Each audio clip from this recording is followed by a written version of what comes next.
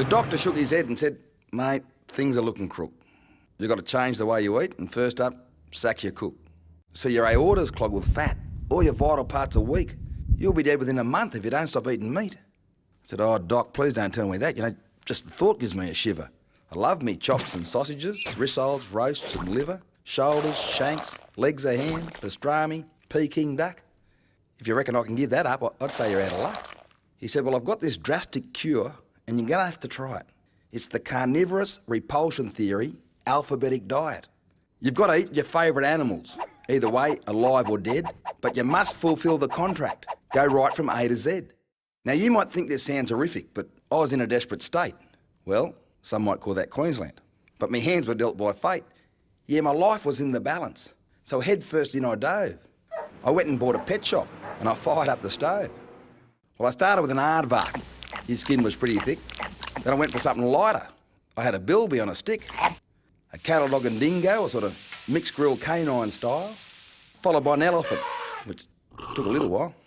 A deep-fried flying fox came just before the goose, and when I finished off the hippo, well, me guts were getting loose. So I had a little break, you know, just to clear the air. One iguana wasn't much, so I rustled up a pair.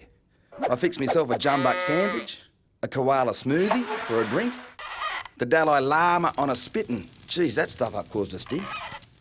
I had a marinated moose, then thought a numbat's worth a try. And with an octopus and platypus, I made a puss-puss pie.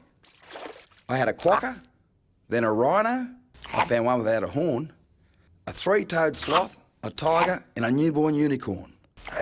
Well, by this time I was stuffed. I thought, oh, this diet's got me pegged. I felt like Cool Hand Luke on his 47th egg.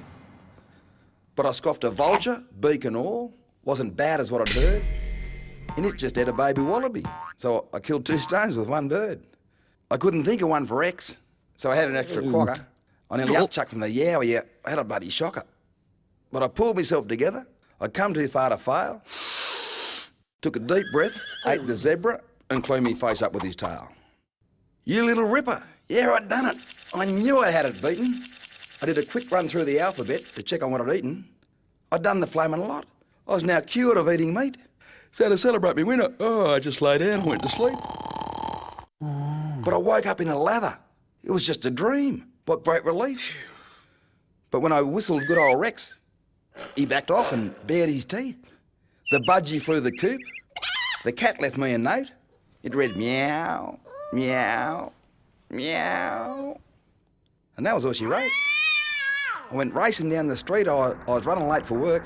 I had to pass the pet shop and the place just went berserk. I ran into the office, grabbed a pie for morning tea, took one smell and nearly spewed, but that wasn't much like me. Then I recalled my bloody dream, you know. The thought of meat just made me crook. So I bolted down the street and bought a fruit and veggie book. Now that's all I flame and eat. A real herbal vegan, brother. From avocado to zucchini, I've got the whole lot covered. So it's vegetables for main course, fruit salads for dessert. But you know, I still crave koala smoothies. And the odd one doesn't hurt. See, my life's gone really weird. The cops won't leave me be. Some llama bloke went missing and the boys are blaming me. And I'm sneaking cuts of meat, though I don't think it's all that legal. I'm talking platypus and numbats and, oh yeah, I wolfed and Haber's beagle. Then the doc came round for dinner, you know, vegetarian of course. I said, "Mate, are you hungry?" He said, "Muzz, I could eat a flaming horse." Well, I tossed the stinking pasta, sculled me beer and laughed. I said, "Now you're talking, Doc. You want a Shetland or a draft?"